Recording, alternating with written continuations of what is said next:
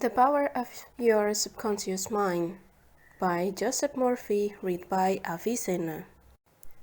1. The treasure house within you. In fact, riches are all around you if you will open your mental eyes and behold the treasure house of infinity within you. There is a gold mine within you from which you can extract everything you need to live the life gloriously, joyfully, and abundantly. Many are sound asleep because they do not know about this gold mine of infinite, intelligent, and boundless love within themselves. Whatever you want, you can draw for it. A magnetized piece of steel will live about 12 times its own weight, and if you demagnetize the same piece of steel, it will not even lift a feather. Similarly, there are two types of men. There is the magnetized man, who is full of confidence and faith, and he knows that he is born with the win and succeed. Then there is the type of man who demagnetized. He is full of fears and doubt. Opportunities come and he says, I might fail, I might lose my money, people will laugh at me. This type of man will not get very far in life because if he is afraid to go forward, he will simply stay where he is, become a magnetized man, and discover the master's secret of the ages. The master secret of the ages. What, in your opinion, is the master secret of the ages? The secret of atomic energy? Thermonuclear energy? The neutron bomb? Interplanetary travel? No, not any of this. Then what is this master secret? Where can one find it? And how can it be contacted and brought into action? The answer is extraordinarily simple. The secret is the marvelous miracle-working power found in your own subconscious mind, the last place that most people would seek it. The marvelous power of your subconscious. You can bring into your life more power, more wealth, more health, more happiness, more joy by learning to contact the real and release the hidden power of your subconscious mind. You need to acquire this power, you already possess it, but you want to learn how to use it, you want to understand it so that you can apply it in all departments of your life. As you follow the simple technique and processes set forth in this book, you can gain the necessary knowledge and understanding. A new light can inspire you, and you can generate a new force enabling you to realize your hopes and make all your dreams come true. Decide now to make your life grander, greater, richer, nobler than ever before. Within your subconscious, the depths lie infinite wisdom, infinite power, infinite supply of all that is necessary, which is waiting for development and expression. Begin now to recognize these potentialities of your deeper mind, and they will take form in the world without. The infinite intelligence within your subconscious mind can reveal to you everything you need to know at every moment of time and point of space, provided you are open-minded and receptive. You can receive new thoughts and ideas, enabling you to bring forth new inventions, make new discoveries, or write books and plays. Moreover, the infinite intelligence in your subconscious can impart to you wonderful kinds of knowledge of an original nature. It can reveal to you and open the way for perfect expression and true place in your life. Through the wisdom of your subconscious mind, you can attract the ideal companion as well as the right business associate or partner. It can find the right buyer for your home and provide you with all the money you need and the financial freedom to be, to do, and to go as your heart desires. It is your right to discover the inner world of thought and feeling and power of life, light, love, and beauty. And thought, the invisible, its forces are mighty. Within your subconscious mind, you will find the solution for every problem and the cause for every effect, because you can draw out the hidden powers. You come into actual possession of the power and wisdom necessary to move forward in abundance, security, joy, and dominion. I have seen the power of the subconscious lift people up out of the crippled states, making them whole, vital, and strong once more, and free to go out into the world to experience happiness, health, and joyous expression. There is a miracle healing power in your subconscious that can heal the troubled mind and the broken heart. It can open the prison door of the mind and liberate you. It can free you from all kinds of material and physical bondage. Necessity of a working basis. Substantial progress in any field of endeavor is impossible in the absence of a working basis, which is universal in its application. You can become skilled in the operation of your subconscious mind. You can practice its power with a certainty of result and exact proportion to your knowledge of its principle, and you could, in your application of them for definite specific purposes and goals you wish to achieve. Being a former chemist, I would like to point out that if you combine hydrogen and oxygen in the proportion of 2 atoms of the former to 1 of the latter, what would be the result? You are very familiar with the fact that 1 atom of oxygen and 1 atom of carbon will produce carbon monoxide, a poisonous gas. But if you add another atom of oxygen, you will get carbon dioxide, a harmless gas, and so on throughout the vast realm of chemical compound. You must not think that the principle of chemistry, physics, mathematics differ from the principle of your subconscious mind. Let us consider a generally accepted principle. Water seeks its own level. This is a universal principle which is applicable to water everywhere. Consider another principle. Matter expands when heated. This is true everywhere, at any time, and under all circumstances. You can heat a piece of steel and it will expand regardless whether the steel is found in China, England, or India. It is just universal truth that matter expands when heated.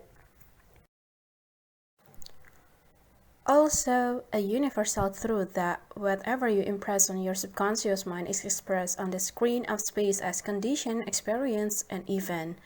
Your prayer is answered because your subconscious mind is principle, and by principle, I mean the way a thing works. For example, the principle of electricity is that it works from a higher to the lower potential. You do not change the principle of electricity when you use it, but by cooperating with nature. You can bring forth marvelous invention and discoveries which bless humanity in countless ways. The law of your mind is the law of belief, and this means to believe in the way your mind works, to believe in belief itself. The belief of your mind is the thought of your mind. That is simple, just that and nothing else. All your experiences, events, conditions, and acts are the reaction of your subconscious mind to your thoughts. Remember, it is not the thing believed in, but the belief in your own mind, which brings about the result. Just believing in the false beliefs, opinions, superstition, and fears of mankind. Begin to believe in the eternal varieties and truth of life, which never change. Then you will move onward, upward, and Godward. Whoever reads this book and applies the principle of the subconscious mind herein set forth will be able to pray scientifically and effectively for himself and for others. Your prayer is answered according to the universal law of action and reaction. Thought is incipient action. The reaction is the response from your subconscious mind which corresponds with the nature of your thought. Busy your mind with the concept of harmony, health, peace, and goodwill, and wonders will happen in your life. The duality of mind. You have only one mind, but your mind possesses two distinctive characteristics. The line of demarcation between the two is well known to all thinking men and women today. The two functions of your mind are essentially unlike. Each is endowed with a separate and distinct attribute and powers. The nomenclature generally used to distinguish the two functions of your mind is as follows: the objective and subjective mind, the conscious and subconscious mind, the waking and sleeping mind, and the surface self and the deep self, the voluntary mind and the involuntary mind, and the male and the female, and many other terms. You will find the terms conscious and subconscious used to represent the dual nature of your mind throughout this book. The conscious and subconscious minds. An excellent way to get acquainted with the two functions of your mind is to look upon your own mind as a garden. You are a gardener and you are planting seeds, thoughts, in your subconscious mind all day long, based on your habitual thinking. As you sow in your subconscious mind, you reap in your body and environment. Begin now to sow thoughts of peace, happiness, right action, goodwill, prosperity, and think quietly and with the interest of these qualities and accept them fully in your conscious reasoning mind. continue to plant these wonderful seeds or thoughts in the garden of your mind, and you will reap a glorious harvest. Your subconscious mind may be linked to the soil, in which will grow all kinds of seeds, good or bad.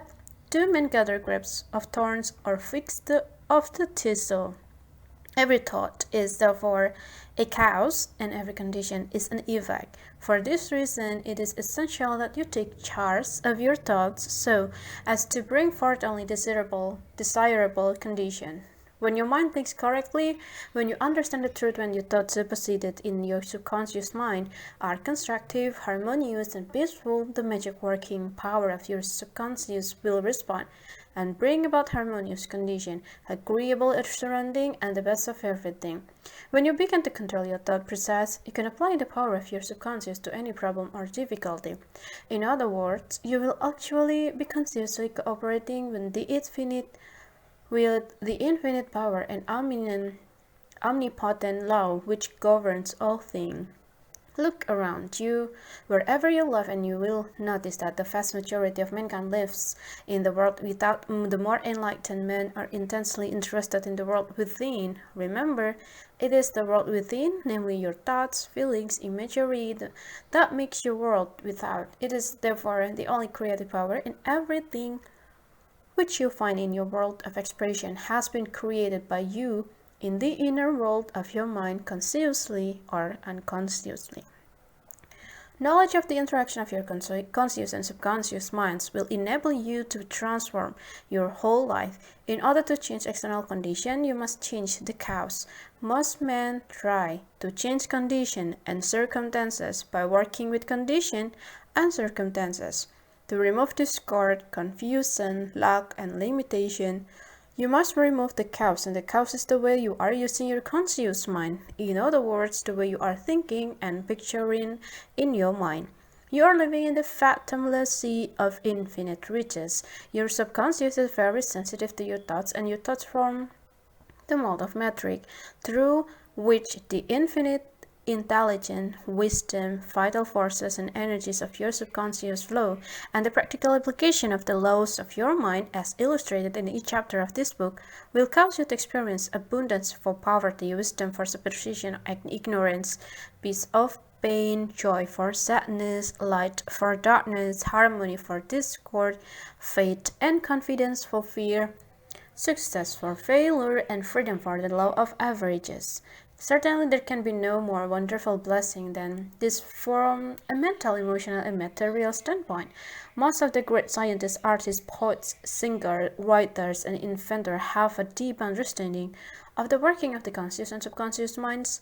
One time Caruso, the great operatic tenor, was struck with a stage fright. He said his throat was paralyzed due to spasms caused by intense fear, which constricted the muscle of his throat. Perspiration poured copiously down his face. He was ashamed because in a few minutes he had to go out on the stage, and yet he was shaking with fear and trepidation. He said, "They will laugh at me. I can't sing." Then he shouted in the prison of those behind the stage, "The little me wants to strangle the big me within." He said to the little me, "Get out here. The big me wants to sing through me." By the big me, he meant the limitless power and wisdom of his conscious mind, and he began to shout, get out, the big me is going to sing." His subconscious mind responded, releasing the vital forces within him. When the call came, he walked out on the stage and sang gloriously and majestically, enthralling the audience. It is obvious to you now that Caruso must have understood the two levels of mind. The conscious are rational, and the subconscious are irrational level. Your subconscious mind is reactive and responds to the nature of your thoughts. When your subconscious mind, the little me, is full of fear, worry, anxiety, negative emotion, and anger, dirt in your subconscious mind, the big me, and released and flood the conscious mind with a sense of panic, foreboding, and despair. When this happens, you can, like Caruso, speak affirmatively and with the deepest sense of authority to the irrational emotion generated in your deeper mind as follows: "Be still, be quiet, I am in control, and you must obey me, and you are subject to my command. You cannot intrude where you do not belong." It is fascinating and intensely interesting to observe how you can speak authoritatively and with conviction to the irrational movement of your deeper self, bringing silence, harmony, and peace to your mind. The subconscious is subject to the conscious mind, and that is why it is called subconscious or subjective. Outstanding differences and modes of operation. You will perceive the main differences by the following illustration. The conscious mind is like the navigator or captain at the bridge of a ship, and he directs the ship and signal order to men in the engine room, who in turn control all the boilers, instruments, gauges, and etc. The men in the engine room do not know where they are going. They follow orders. They would go on the rock if the man on the bridge issued faulty or wrong instruction based on his finding with the compass, sextant, and other instruments. The men in the engine room obey him because he is in charge and issue orders which are automatically obeyed. Members of the crew do not talk back to the captain. They simply carry out orders. The captain is the master of his ship, and his decrees are carried out likewise. Your conscious mind is the captain and the master of your ship, which represent your body, environment, and all your affairs. Your subconscious mind takes the order you give. It based upon what your subconscious mind believes and accepts as true. When you repeatedly say to people, I cannot afford it, then your subconscious mind takes you at your word and see to it that you will be in the position to purchase what you want as long as you persist in saying, I cannot afford that car, that trip to Europe, that home, that fur coat, or Amy wrap. You can rest assured that your subconscious mind will follow your orders and you will go through life experiencing the lack of all these things. Last Christmas Eve, a beautiful young university student looked at an attractive and rather expensive traveling bag in a store window. She was going home to Buffalo, New York for the holidays, and she was about to say, I cannot afford that bag, when she recalled something she had heard at one of my lectures, which was, never finish a negative statement, reverse it immediately and wonders will happen in your life. She said, that bag is mine. It's for sale, accept it mentally, and my subconscious sees to it and receive it. At 8 o'clock Christmas Eve, her fiancé presented her with a bag exactly the same as the one she had looked at and mentally identified herself with at 10 o'clock the same morning, and she had filled her mind with the thought of acceptance and release. The whole thing to her deeper mind, which has the know-how of accomplishment. This young girl, a student at the University of Southern California, said to me, I didn't have the money to buy that bag, but I know where to find money and all the things I need, and that is the treasure house of eternity within me. Another simple illustration is this. When you say, I do not like mushroom, and the occasion subsequently comes that you are served mushroom in a sauce or salad, you will get indigestions because your subconscious mind says to you, the boss, your conscious mind, does not like mushroom. This is an amusing example of the outstanding differences in modes of operation of your conscious and subconscious mind. A woman may say, I'll wake up at 3 o'clock if I drink coffee at night. Whenever she drinks coffee, her subconscious mind nudges her, as if to say, the boss wants you to stay awake tonight. Your subconscious mind works 24 hours a day and makes provisions for your benefit, pouring all the fruit of your habitual thinking into your lap. How her subconscious responded. A woman wrote me a few months ago as follows. I'm 75 years old, a widow with a grown family. I was living alone and on a pension.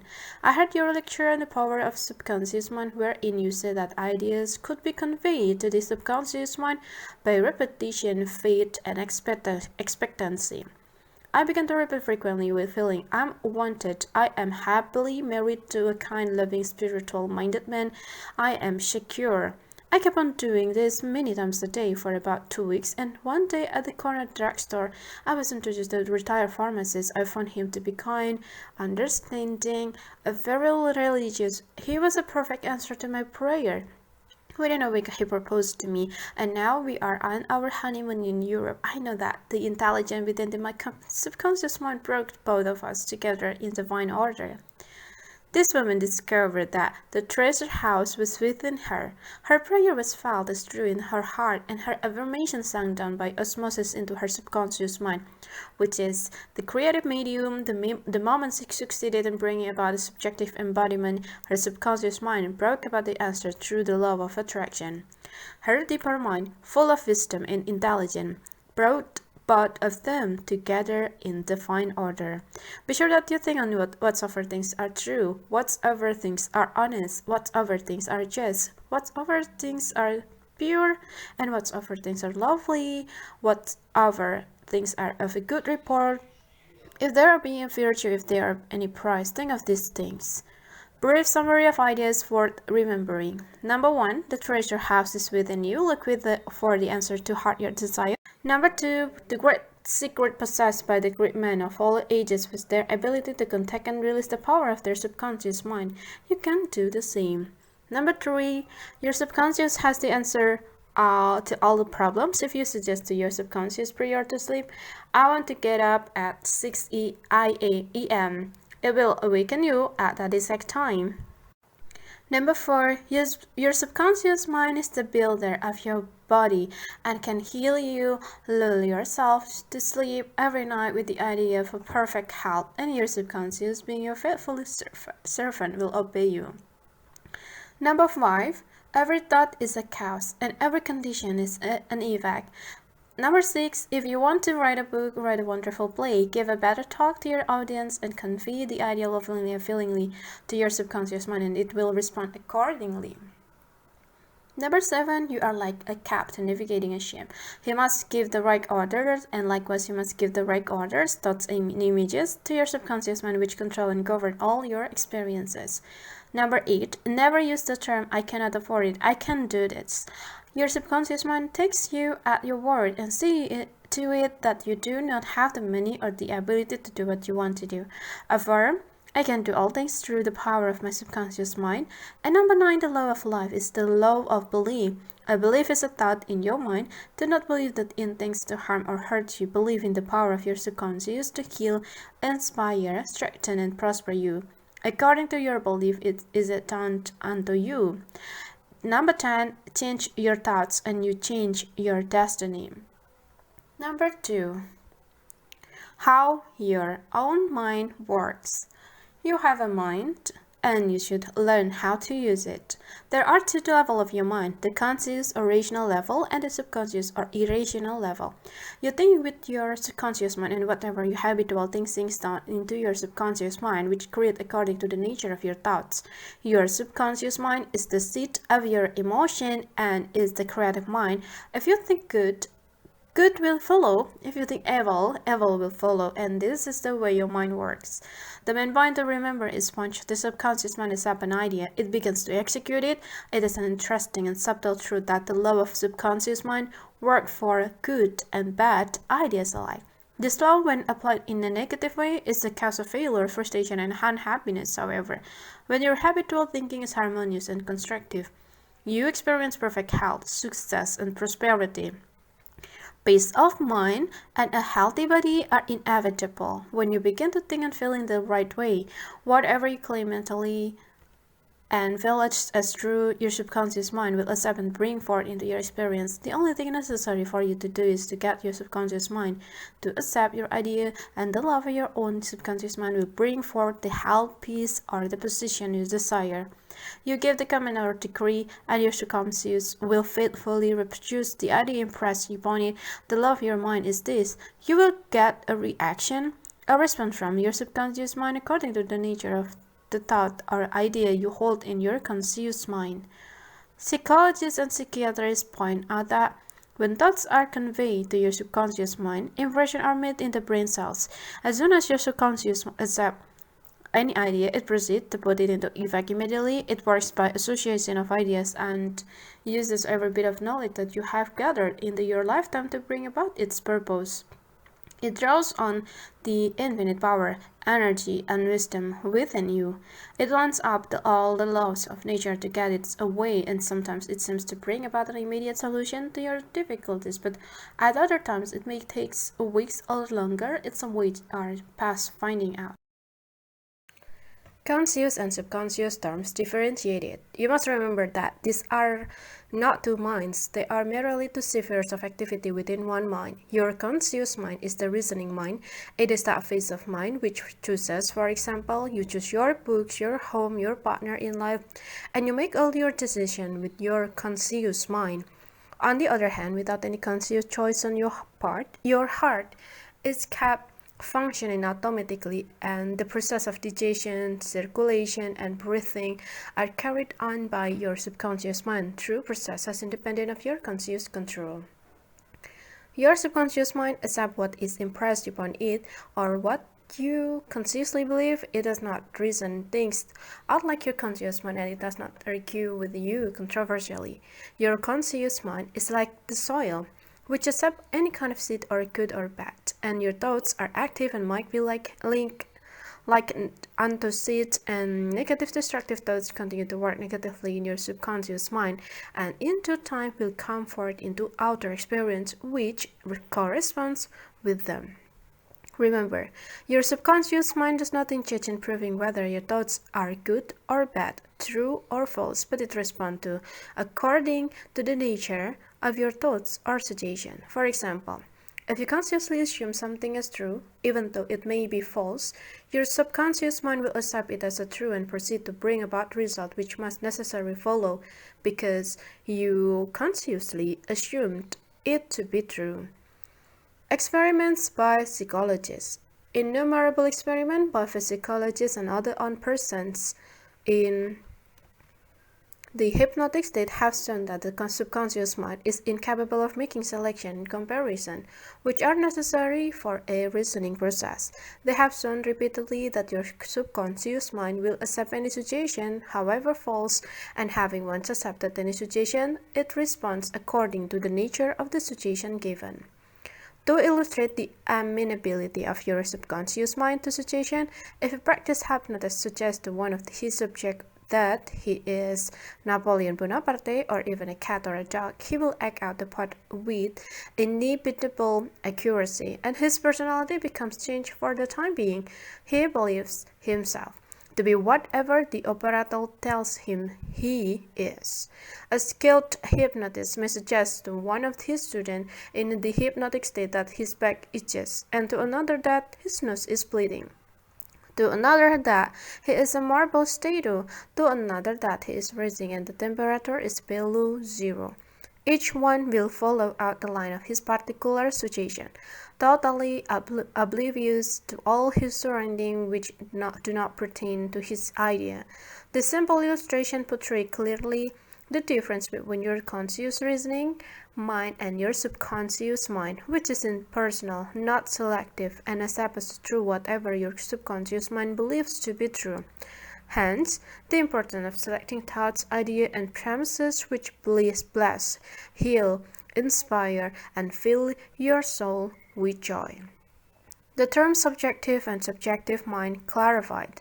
Your subconscious mind is sometimes referred to as your objective mind because it deals with outward object, and the objective mind takes cognizance of the objective world. Its media of observation are your five physical senses.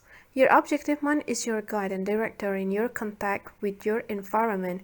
You gain knowledge through your five senses, and your objective mind learns through observation, experience, and education. As previously pointed out, the greatest function of the objective mind is that of reasoning. Suppose you are one of those thousands of tourists who come to Los Angeles annually. You would come to the conclusion that it is a beautiful city based upon your observation of the park, pretty garden, majestic building, and lovely homes. This is the wrong working of your objective mind. Your subconscious mind is oftentimes referred to as your subjective mind. Your subjective mind takes cognizance of its environment by means independent of the five senses, and your subjective mind perceives by intuition. It is the seat of your emotion, the storehouse of memory.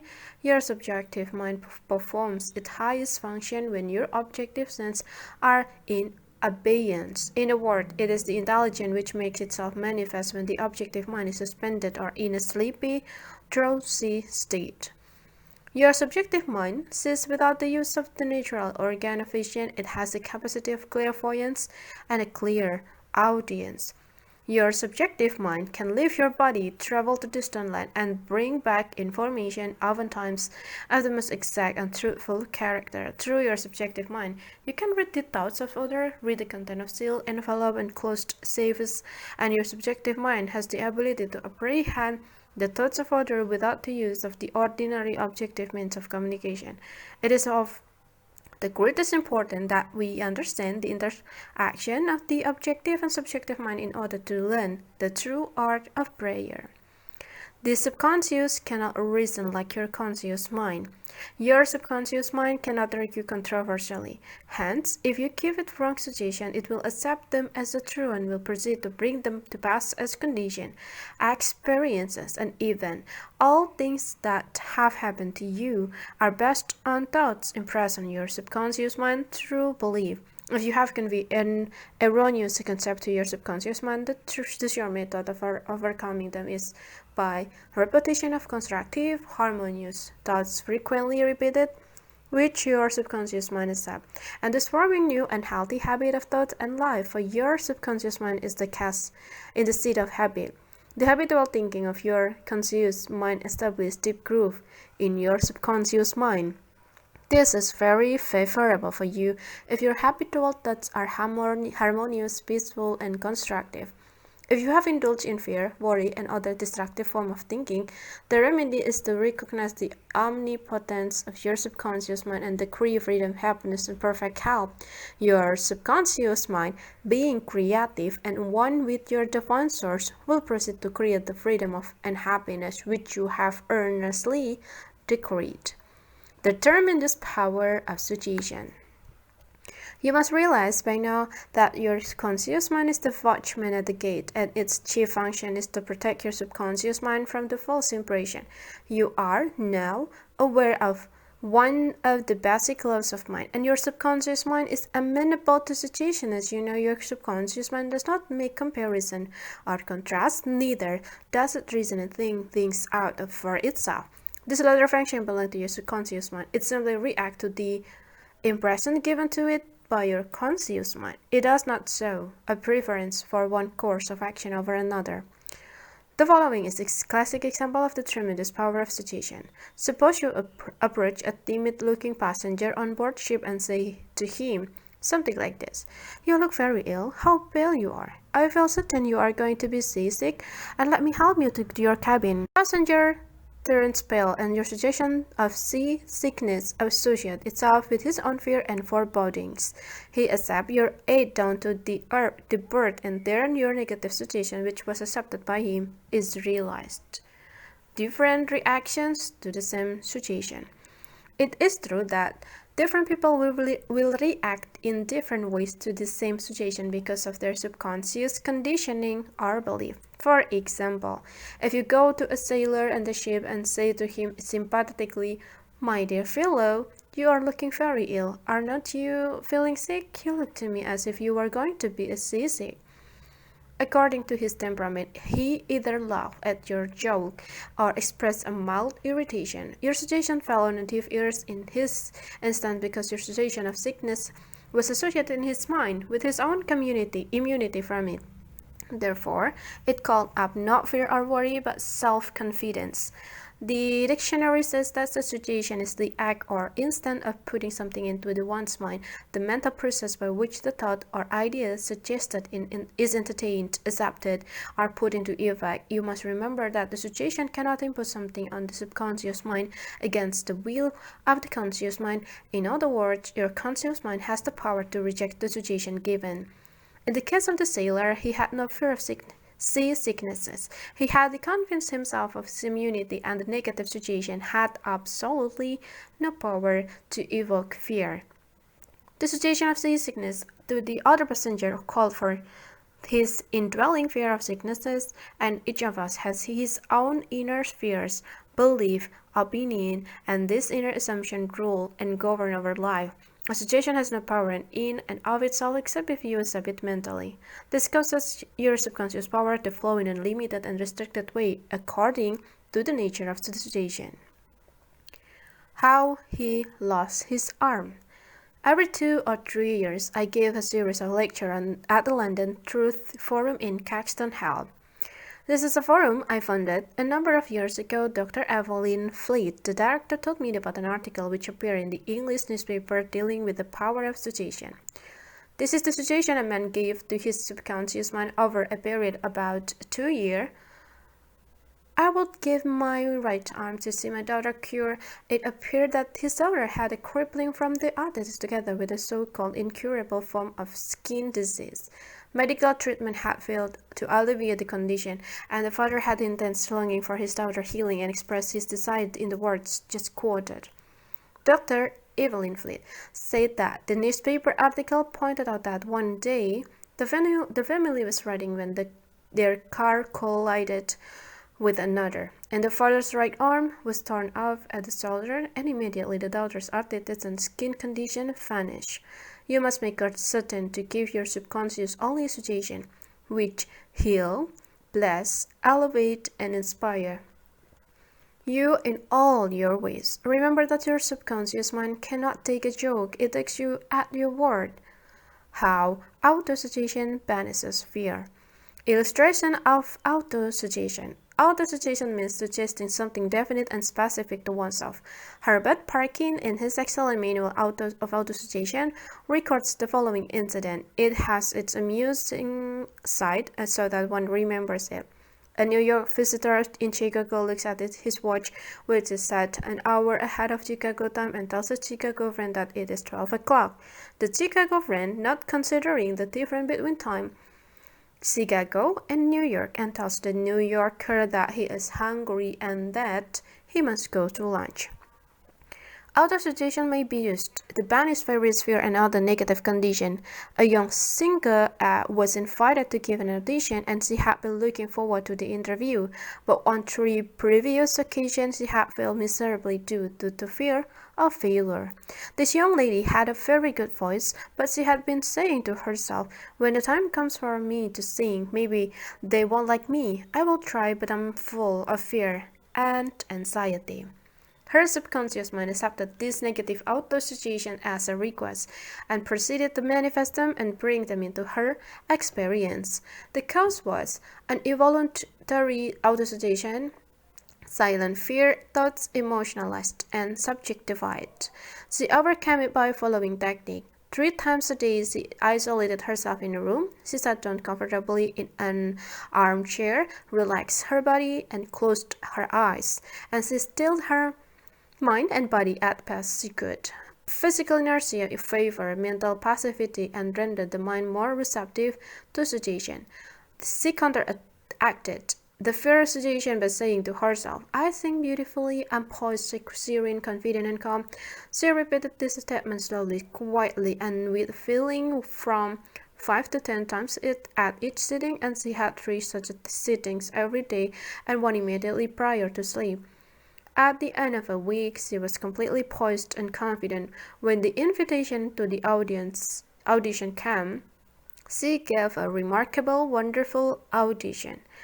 How she restored her memory.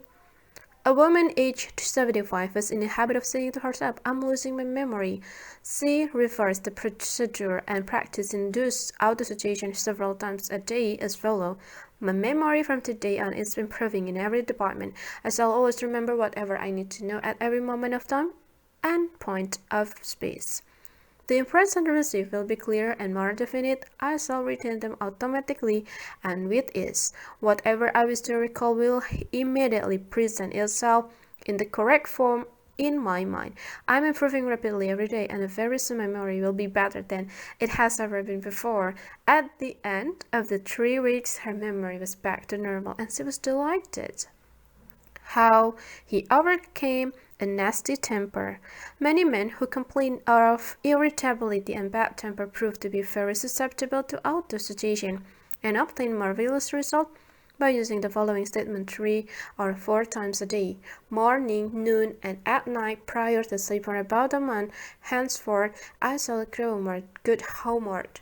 Joy, happiness, cheerfulness are becoming my normal state of mind. Every day I'm becoming more and more lovable and understanding. I'm now becoming the center of cheer and goodwill to all of those about me, infecting them with a good humor, and this happy, joyous, and cheerful mood is now becoming my normal, natural state of mind, and I'm grateful.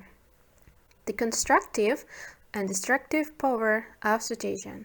Some illustration and comment of heterosuggestion. Heterosuggestion means suggestion from another person. In all ages, the power of suggestion has played a part in life and thought of men in every period of time in each country of the earth. In many parts of the world, it is the controlling power in religion. Suggestion may be used to discipline and control ourselves, but it can also be used to take control and command over the other who do not know the law of mind. And in its constructive form, it is wonderful and magnificent. It is negative aspect. It is one of the most destructive of all the response pattern of the mind, resulting in patterns of misery, failure, suffering, sickness, and disaster. Have you accepted any of this? From infancy, the majority of us have been given many negative suggestions, not knowing how to thwart them. We unconsciously accepted them. Here are some of the negative suggestions. You can't. You will never amount to anything. You must not. You will fail. You haven't got a change. You are all wrong. It's no use. It's not what you know, but who you know. The world is going to the dogs, and what's the use? Nobody cares. It's no use trying hard. You're too old now. Things are getting worse and worse. Life is an endless green. Life is for the birds. You just cannot win. Pretty soon you will be bankrupt. Watch out, you will get the virus. You can't trust a soul, and etc. Unless as an adult used constructive autosuggestion, which is a reconditioning therapy, the impression made on you in the past can cause behavior pattern that cause failure in your personal and social life. Autosuggestion is a means releasing you from the mass of negative verbal conditions that make otherwise distort your life pattern, making the development of a good habits difficult. You can counter-react negative suggestions. Pick up the paper any day, and you can read dozens of items that could show the seeds of futility, fear, worry, anxiety, and impending doom. If accepted by you, this thought of fear could cause you to lose the will for life, and knowing that you can reject all these negative suggestions by giving your subconscious mind constructive auto-suggestions, you counter-react all these destructive ideas. Check regularly on the negative suggestion that people make to you, and you do not have to be influenced by destructive heterosuggestion. All of us have suffered from it in our childhood and in our teens. If you look back, you can easily recall how parents, friends, relatives, teachers, and associates contributed in the campaign of negative suggestion.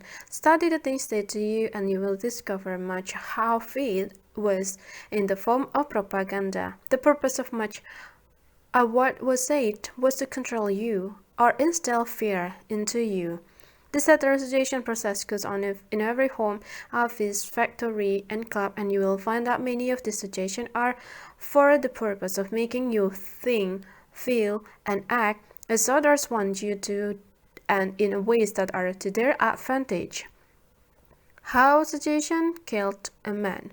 Here is an illustration of heterosuggestion. A relative of mine went to a crystal gazer in India who told him that he had a bad heart and predicted that he would die at the next new moon. He began to tell all members of his family about this prediction, and he arranged his will. This powerful suggestion entered into his subconscious mind because he accepted it completely. My relative also told me that this crystal gazer was believed to have some strange occult power, and he could do harm or good to a person. He died as a predicted, not knowing that he was the cause of his own death, and I suppose many of us have heard similar stupid, ridiculous, superstitious stories. Let us look at what happened in the light of our knowledge of the way the subconscious mind works. Whatever the conscious reasoning mind of men believe, the subconscious mind will accept and act upon. My relative is happy, healthy, vigorously, and robust when he went to See the fortune teller. She gave him a very negative situation which he accepted. When he became terrified and constantly dwelt upon the fact that he was going to die at the next new moon. He proceeded to tell everyone about it, and he prepared for the end. The activity took place in his own mind, and his own thought was the cause. He broke about his own so-called death and or rather destruction of his physical body by his fear and expectation of the end. The woman who predicted his death and had no more power than the stones and stick in the field. Her suggestion had no power to create or bring about the end of his suggested. If he had known the loss of his mind, he would have completely rejected the negative suggestion and refused to give her word any attention, knowing in his heart that he was governed and controlled by his own thought and feeling, like thin arrow aimed at a bottle ship. Her prophecy could have been completely neutralized and dissipated without hurting him. The suggestion of others in themselves has absolutely no power whatever over you except the power that you give them through your own thoughts. You have to give your mental consent, and you have to entertain the thought. Then it becomes your thoughts and you do the thinking. Remember, you have the capacity to choose. Choose life. Choose love. Choose health. The power of an assumed major premise. You might work like a syllogism. This means that whatever major premise your conscious mind assumes to be true determines the conclusion your subconscious mind comes to in regard to any particular question or problem in your mind. If your mind premise is true, the conclusion must be true, as in the following example. Every virtue is laudable. Kindness is a virtue. Therefore, kindness is laudable. Another example is as follows.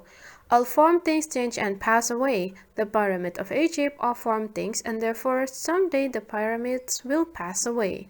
The first statement is referred to as a major premise, and the right conclusion must necessarily follow the right premise.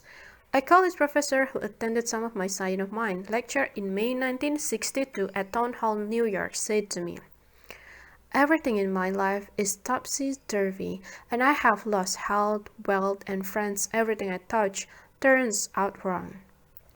I explained to him that he should establish a major premise in his thinking, that the infinite intelligence of his subconscious mind was guiding, directing, prospering him spiritually, mentally, materially.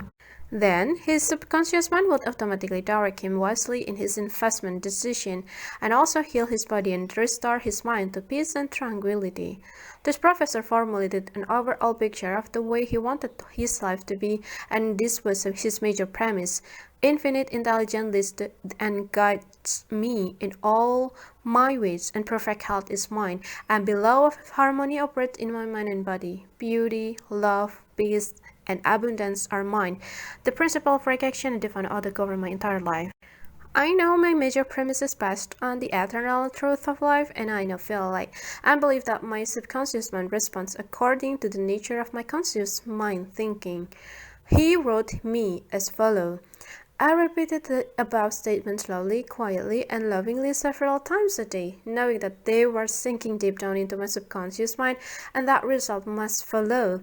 I am deeply grateful for the interview you gave me, and I would like to add that all departments of my life are changing for the better. It works. The subconscious does not argue controversially. Your subconscious mind is all wise and knows the answer to all questions. It does not argue with you or talk back to you. It does not say, "You must not impress with me with that." For example, when you say, "I cannot do this. I'm too old now. I cannot meet this obligation.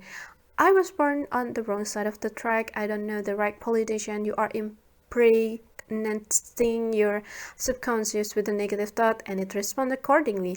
You are actually blocking your own good thereby bringing lack, limitation, and frustration into your life.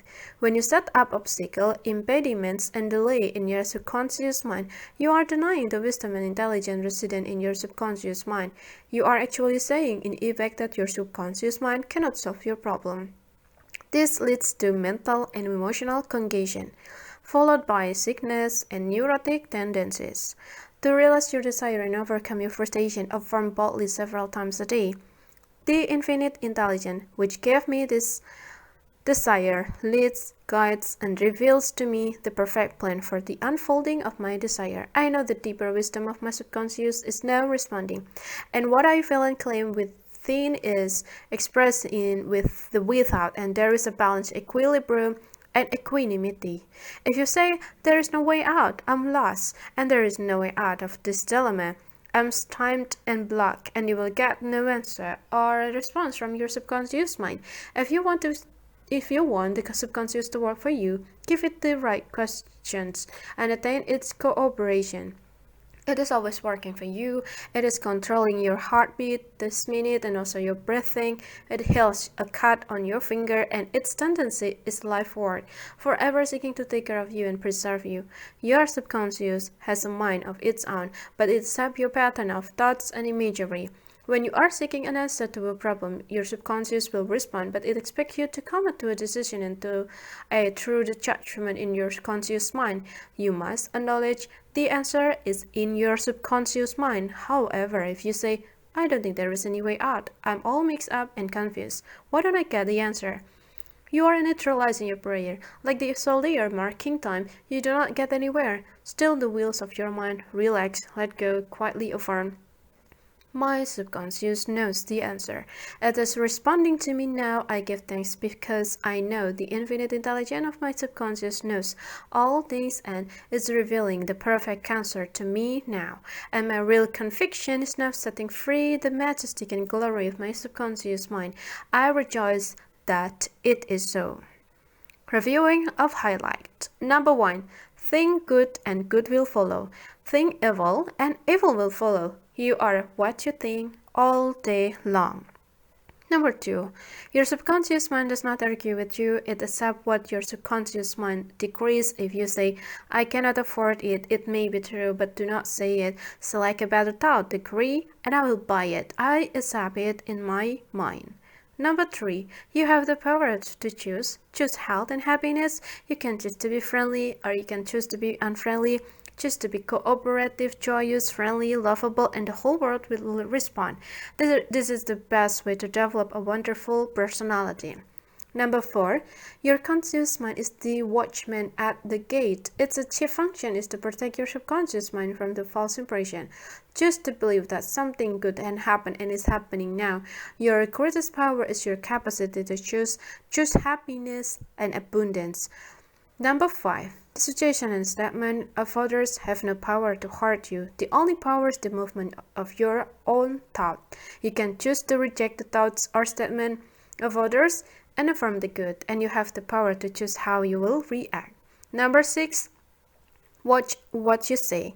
You have to account for every idle word. Never say, I will fail, I will lose my job, I cannot pay the rent. Your subconscious cannot take a job. It brings all these things to pass. 7. Your mind is not evil. No force of nature is evil. It depends how you use the power of nature. Use your mind to bless, heal, and inspire all people everywhere. Number 8. Never say, I cannot. Overcome that fear by substituting the following. I can do all things through the power of my own subconscious mind. Number 9. Begin to think from the standpoint of the eternal truth and principles of life, and not from the standpoint of fear, ignorance, and superstition. Do not let others do your thinking for you. Choose your own thoughts and make your own decision. Number 10. You are the captain of your soul, subconscious mind, and the master of your fate. Remember, you have the capacity to choose life, choose love, choose health, choose happiness.